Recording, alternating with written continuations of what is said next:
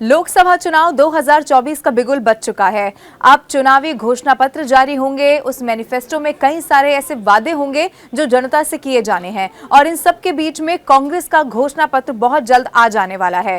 हालांकि उसका औपचारिक तौर पर इंतजार तो जरूर करना होगा, लेकिन अंदर खाने कुछ खबर सामने आई है, यानी कि कुछ ऐसे खास अंश जो मैनिफेस्टो का हिस्सा हो सकते हैं वो सामने आ गए हैं और वो एक एक करके आज मैं आपको बताने वाली हूं। और आप यकीन मानिए कि जो बीजेपी यानी कि जो केंद्र की मौजूदा सरकार है वो कैसे तमाम बड़े मुद्दे जो चुनावी एजेंडा लेकर मैदान में उतरी है उसको ध्यान में रखते हुए इस मैनिफेस्टो को कैसे बनाया जा रहा है, इसकी जानकारी मैं आपको आज दे देने वाली हूं।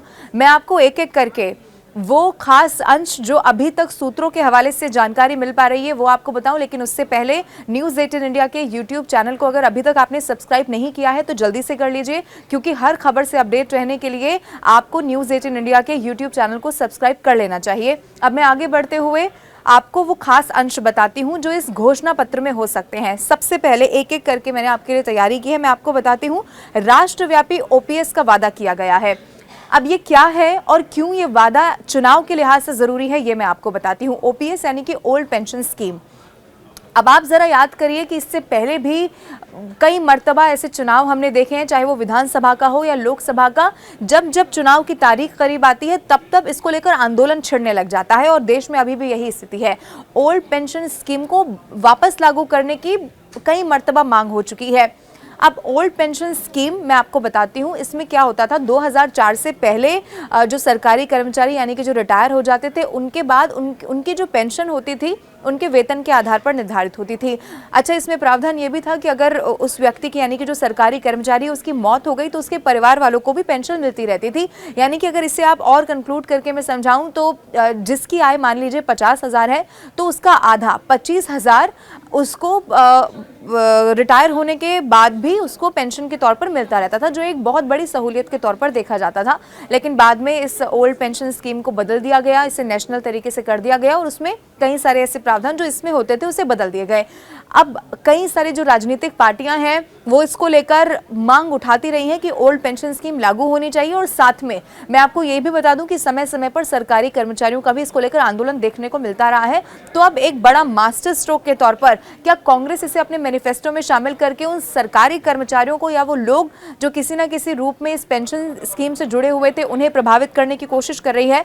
ये सबसे बड़ा सवाल है और देखना होगा कि क्या वो ऐसा कर भी पाती है। अब एक और बड़ा अंश इस मैनिफेस्टो में हो सकता है वो ये है कि जांच एजेंसियों की दुरुपयोग से बचने के लिए जरूरत पड़ने पर कानून में बदलाव होगा। अब जब जांच एजेंसियों की मैं बात कर रही हूं तो आप याद कर लीजिए इससे पहले भी कई मर्तबा ऐसे मौके रहे हैं जब कांग्रेस खास तौर पर, चाहे वो कांग्रेस के बड़े नेताओं पर जब सीबीआई ईडी की रेड होती हो, छापेमारी होती हो, तो वो हमेशा ठीकरा सरकार पर फोड़ देती है और ये कहती है कि ये तो ईडी और सीबीआई का दुरुपयोग कर रहे हैं। तो इसी को लेकर एक स्ट्रॉन्ग क्या प्लान बनाने की तैयारी यहाँ पर कांग्रेस की तरफ से की जा रही है, इस अंश से तो जरूर यही दिखाई देता है।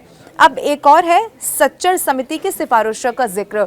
अब ये सिफारिश क्या कहती है या इसको लेकर क्या बदलाव होने वाले हैं ये मैं आपको बताऊं, लेकिन उससे पहले मैं आपको बता देती हूँ कि ये जो सच्चर समिति होती है ये होती क्या है। जब पूर्व प्रधानमंत्री थे पंडित जवाहरलाल नेहरू, उनकी तरफ से ये लाया गया था और मैं आपको इसके बारे में और भी अगर डिटेल दूं तो आप ये समझेंगे कि इसमें जो मुसलमान लोग होते हैं बाकायदा, माफ़ कीजिए, ये प्रधानमंत्री जो पूर्व प्रधानमंत्री मनमोहन सिंह की तरफ से बनाई गई थी, नेहरू की तरफ से नहीं। इसमें ये था कि जो मुसलमान लोग हैं उनका आर्थिक और सामाजिक तौर पर बाकायदा एक सरकारी कमेटी होती है जो स्टडी करती है, यानी कि उनकी हालत कैसी है और सामाजिक तौर पर उनकी फाइनेंशियल जो स्थिति है वो कैसी है, जिससे कि उनके जो परिवार के बच्चे हैं उनके लिए आगे कैसे सहूलियत हो सके। अब जब मैं कह रही हूँ तो इसमें चूंकि इस जो मैनिफेस्टो में जिक्र है वो ये है सच्चर समिति की सिफारिशों का जिक्र। अब ये सिफारिश क्या करती है? ये सिफारिश ऐसे जगह पर जहाँ पर जो मुसलमानों के बच्चे हैं उनके लिए स्कूल्स की ज़रूरत हो या फिर चाहे स्कॉलरशिप की बात हो, तो ये उनको फ़ायदा पहुँचाने के लिए होती है, यानी कि उनकी आर्थिक और सामाजिक स्थिति को बेहतर किया जा सके। अब इसका कांग्रेस पार्टी यहाँ से वादा करती हुई दिखाई दे सकती है कि सच्चर समिति की जो सिफारिशें हैं उनका जिक्र होगा, यानी कि आने वाले समय में इस पर काम किया जाएगा। ये उनका एक चुनावी घोषणा पत्र का वादा हो सकता है। अब आप ध्यान से सुनिएगा क्योंकि सबसे बड़ा वादा या सबसे बड़ा अंश इस मैनिफेस्टो का होने जा रहा है और इसकी पूरी इनसाइड स्टोरी मैं आपको बताऊंगी। जम्मू कश्मीर को राज्य को पूर्ण राज्य का दर्जा और तुरंत विधानसभा का चुनाव, और दूसरा ये है लद्दाख को स्पेशल स्टेटस। अब ये क्यों है?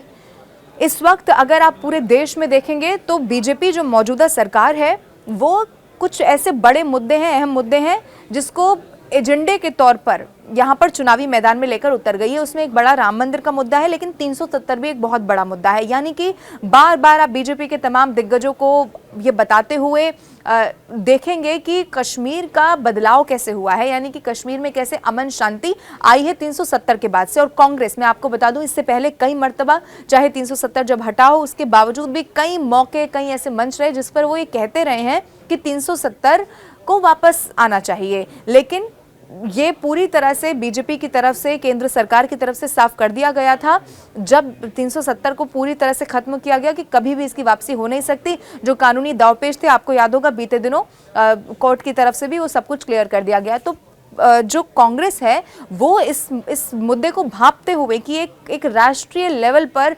कश्मीर की कितनी बात हो रही है या फिर लद्दाख की कितनी बात हो रही है, इसे सोचते हुए इसने अपने मैनिफेस्टो में ये दो बड़े अंश शामिल किए जा सकते हैं। और इसके बाद जो सबसे ज़रूरी बात है इस वक्त की भी मैं आपको बता देती हूँ। सूत्र ये बताते हैं कि प्रियंका गांधी की तरफ से कहा गया है कि घोषणा पत्र के अंग्रेजी से हिंदी और अन्य भाषाओं में अनुवाद पर खास ख्याल रखा जाए।